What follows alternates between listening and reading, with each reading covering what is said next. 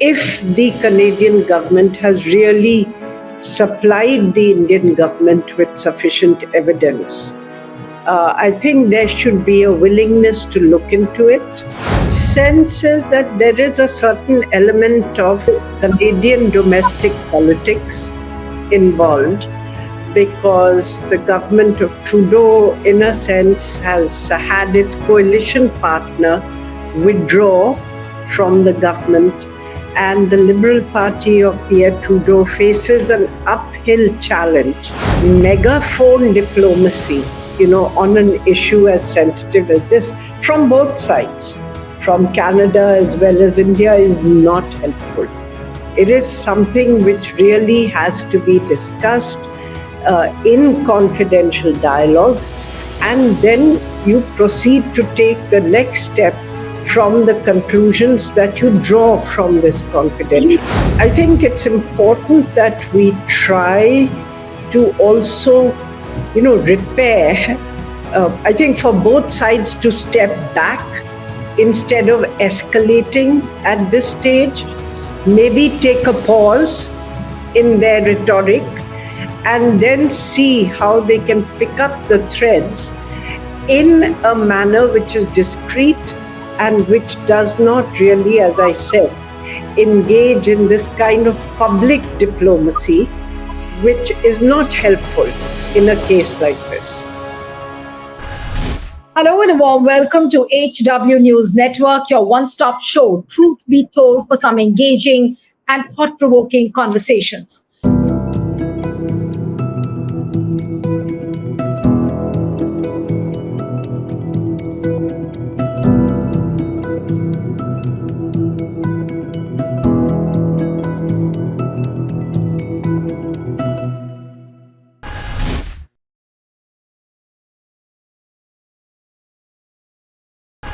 Now, the relationship between India and Canada has hit a new low, especially after the two countries have announced the expulsion of their diplomats amidst accusations that the Indian government agents were involved in activities that threaten the safety of the Canadians. Now, apart from the expulsion of the diplomats of the Royal Canadian Police, they have leveled very, very serious allegations. And what they have said, they've accused New Delhi of direct involvement in serious criminal activity. And what have they said? Though Ottawa has not backed their claims with any kind of evidence, but what they have alleged is that the agents of the Indian governments in Ottawa were working with Lawrence Bishnoi's gang to target the pro-Khalistani elements. Now, these are some very, very serious charges. Many experts are saying that this is a new law and a new kind of law which has not been seen even between countries like India and Pakistan. So how is this going to pan out in the coming days? How will the Indian government defend itself? Because domestically there is huge heat on this, because the opposition leaders have said that the Prime Minister should apprise the leader of the opposition in Rajya Sabha and Lok Sabha of what has happened. This is a sensitive issue. And how is it really going to impact the relationship between the two countries? And how will India defend? That's the major question. And joining me now is former Ambassador Meera Shankar. Thank you so much, ma'am, for joining on HW News. And the first question is that what would you really say to the charges which have been leveled by the Royal Canadian Police? And especially as they are saying that New Delhi is using the Lawrence Bishnoi gang. And this allegation is coming at a time when there is a murder of a leader called Baba Siddiqui, and Lawrence Bishnoi gang has been accused. So what would you really say to these allegations which have been leveled by the Canadian police? Well, I don't want to jump the gun because it depends on what evidence is presented. And at the moment, the Indian government is saying that the Canadians have not backed up these allegations with sufficient evidence. The Canadians claim to the contrary. So I think we have to wait and see how this pans out and what evidence is presented to substantiate the allegations which have been made. But why do you think that the Indian government has not been able to handle this row? Because since the time of the murder of Hardeep Singh Nijjar, this issue has been brewing up. Even Justin Trudeau and Prime Minister met recently. And then suddenly, this issue seems to be flaring up. So do you think that there are some forces which are behind this issue being flared up? Many people are saying that, it could be America and England who are behind this. What is your sense on this particular issue? My sense is that there is a certain element of Canadian domestic politics involved, because the government of Trudeau, in a sense, has had its coalition partner withdraw from the government, and the Liberal Party of Pierre Trudeau faces an uphill challenge in the coming elections. They've just lost elections to some important seats which they used to traditionally hold. And the general belief is that Prime Minister Trudeau's leadership is unpopular in Canada, and that the Conservative Party is likely to win the election. Now, whether this is all there is to it or not is something, as I said, which will only emerge if the evidence is presented and it's credible, and then, there's a way to then look into it. I mean, if you look at what India is doing in the other case of Panoon in the US, they have set up an inquiry committee, and they have been inquiring into that case, and also holding a confidential dialogue with the US on it. So I don't know why there would be these divergent approaches if the Canadian government has really supplied the Indian government with sufficient evidence. I think there should be a willingness to look into it. But as of now, as I said, what we are hearing is that these are allegations which are not backed by credible evidence. But would you see this as some sort of a failure of the foreign policy, given the fact that these allegations have been brewing up for the last 1 year, and if the government has not been able to handle? In between, there was a thawing process which we saw, but then again, dipping to a new low like this. What does it mean that have the Indian officials, or rather the Indian government or the New Delhi, hasn't tried to actually tackle this problem the way it should have? Otherwise, why would it have deteriorated to this level? Well, as I said, there are political compulsions which Prime Minister Trudeau seems to feel to play this card as well. I think that we have to recognize, because he hopes to consolidate the Sikh vote behind him.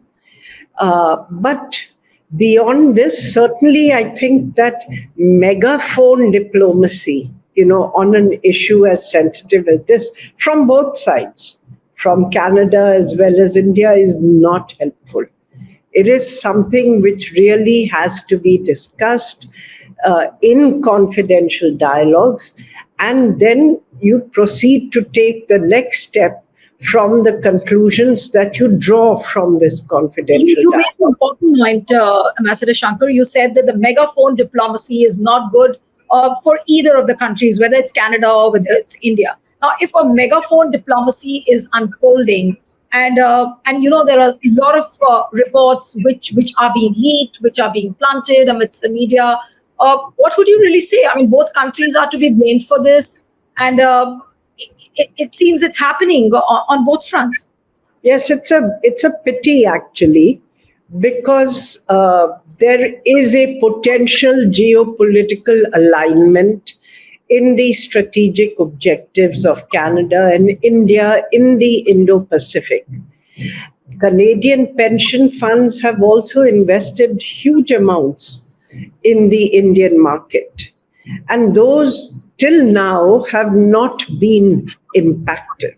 The economic relationship, especially the investment by the pension funds, which could be something of the order of $50 billion, has not been impacted.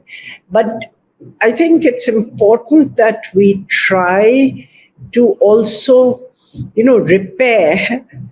I think for both sides to step back instead of escalating at this stage, maybe take a pause in their rhetoric and then see how they can pick up the threads in a manner which is discreet and which does not really, as I said, engage in this kind of public diplomacy, which is not helpful in a case like this. But the way it has been done, ma'am, what would you really say? And there are reports in Washington Post also, which are talking about a meeting of Ajit Doel. The report has named Home Minister Amit Shah. They are talking about a raw officer. Now, if all these things are being reported by Washington Post as to what is happening between India and Canada, what would you really say? And Ajit Doel is almost at the center, the National Security Advisor. And there are serious questions being asked of the Indian government as well. So, how would one defend all this? Well, as I said, this is a report in the Washington Post. I think we have to wait and see. We can't really jump the gun and either think that that is total nonsense or think that it is completely true. I think we have to wait and see what evidence is presented to back this up. But clearly, I think there's a need for Canada to understand that this kind of, public leveling of allegations is not helpful because India's back will be up and they are less likely to cooperate in investigating than if Canada had taken this up discreetly with the Indian government. And on the other hand, I think very public leveling of allegations against Canada and their motivations, I think is also not helpful. So, as I keep saying, I think it's necessary for both sides to pull back and see how they can, through diplomacy and legal processes, address the differences that have cropped up between them on this sensitive issue. I mean, India believes that Canada has been less than responsive on its concerns relating to the targeting of India by extremists and separatists within Canada. And on the other hand, it seems the Canadian government believes the Indian government is not cooperating. They've made allegations which have been made in public and that India is not responding. Now, keeping on leveling these allegations against each other is hardly going to result in any kind of genuine addressal. There are legal processes in Canada to seek extradition. And if we have presented evidence which complies with their legal requirements, we should certainly then be willing to flag it and say, look, in this case, in this case, in this case, we have presented you legal evidence. We have sought extradition. These extradition requests have not been made. And so we would expect from a friendly country that they would respond to the concerns being expressed by a fellow democracy about, about a small but determined group which does not represent mainstream opinion at all, which fosters this kind of, very extreme rhetoric and activities targeting India. Now, sometimes I feel that Indians, communities overseas, when they are there, they are trying to merge into the country where they have migrated and to find acceptance. And they are subjected to humiliations on account of race, on account of discrimination in attitudes, and they swallow it because they want to succeed and get ahead. What happens then is that they then displace that anger and target it at the country from which they came, rather than in the country where they are experiencing that discrimination. No, but And that's ma'am, called transference. right. But what I want to know from you is that the charges like New Delhi is using the Lawrence Bishnoi gang, to eliminate people who belong to who are Khalistani supporters. Now, if at all this charge is true, and it depends on what kind of proof or evidence Canada can give, but what would you really say to the diplomacy? The policy at which New Delhi is engaging with Ottawa, and if this sort of a thing is happening, do you think that this is some kind of a very bad precedent which has been set, or you think that in geopolitics this is something which is normal, but it is normally discreet, but this time it has come out in public? What is your feeling? You've been working in various countries. Look, India's traditional policy has not been to engage in these kind of covert activities. Right. And you've heard Foreign Minister Jaishankar also assert that this is not our policy. When other countries engage in it, like the US or the West, when they engage in this, they do it with deniability. They do it in a way where there's no traceability and deniability. So I think India is still very raw in all these issues. And one thing I would say, that is, when you are trying to, look at the instruments that you have at your disposal to pursue your interests, you also have to have a very strong sense of the limits of your power and what are the costs potentially vis-a-vis the potential benefits. So, I think more prudent policies would emerge if this kind of reckoning and weighing of the potential risks vis-a-vis the potential rewards and understanding the limits of your power. I think generally it would tend to put us in a position where policy would be more prudent. No, but time and again, there are accusations against the Modi government that, their foreign policy approach has just gone wrong, and it has gone horribly wrong with various countries. And now with what has happened and the level to which it has escalated between New Delhi and Ottawa, do you think that it's almost like worse than what has happened in Pakistan? Like it's just like a point of no return. Have we reached a point of no return between India and Canada? I would hope not, because there is not any fundamental dispute between the two countries. There is an issue pertaining to Canadian nationals. From India's side, we believe that Canada doesn't do enough to restrain them from financing terrorist and separatist activities in India, from providing incitement to such elements in India. And on the Canadian side, they are saying that the Indian government is having recourse to extra legal methods to target Canadian nationals.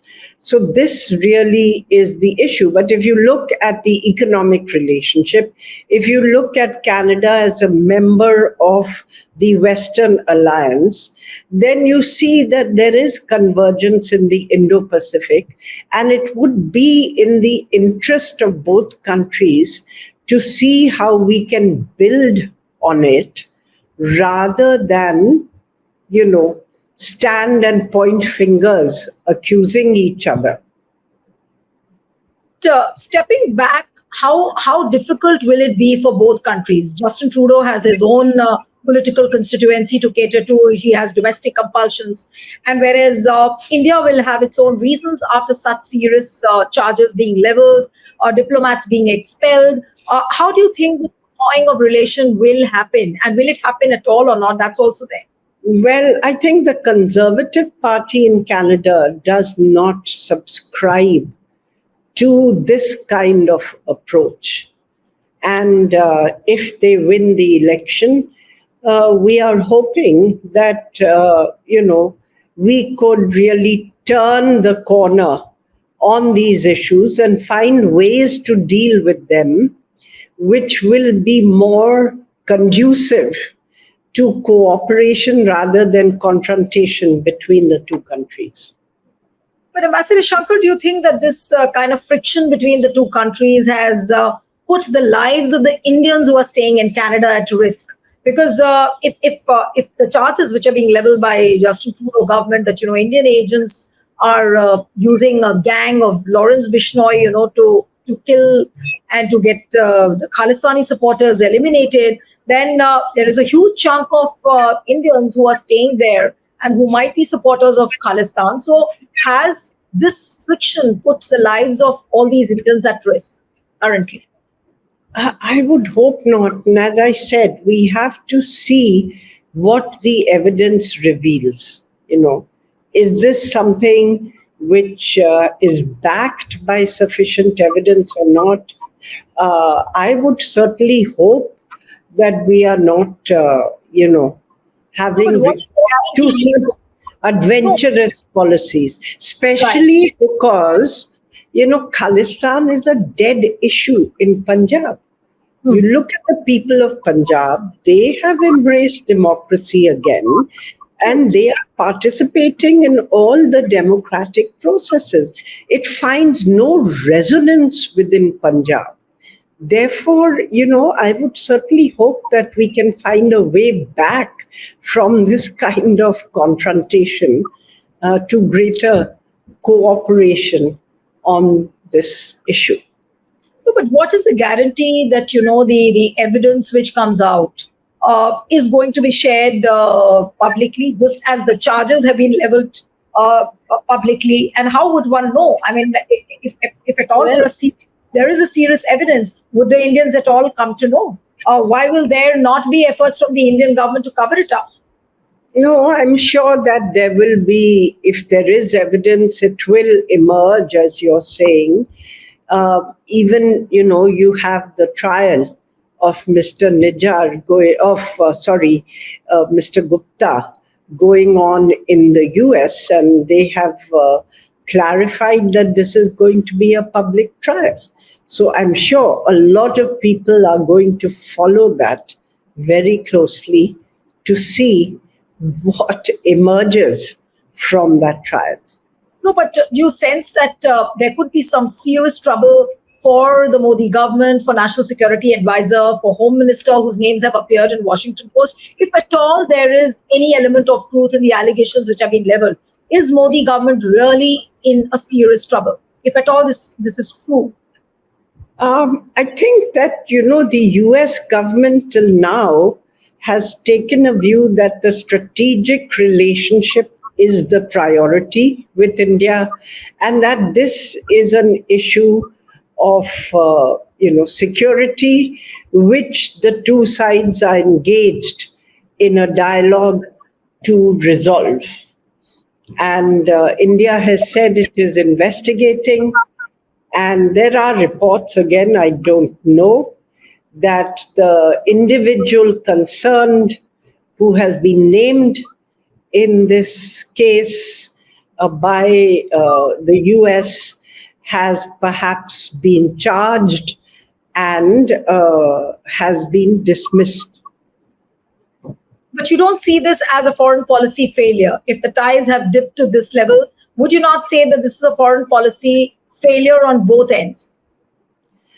I would say that it's in the interest of the two countries to get over this hump and not allow it to become a serious uh, impediment in realizing the potential of the relationship. Thank you, ma'am. Thank you so much for joining on HW News. It was wonderful having you on the program. Thank you.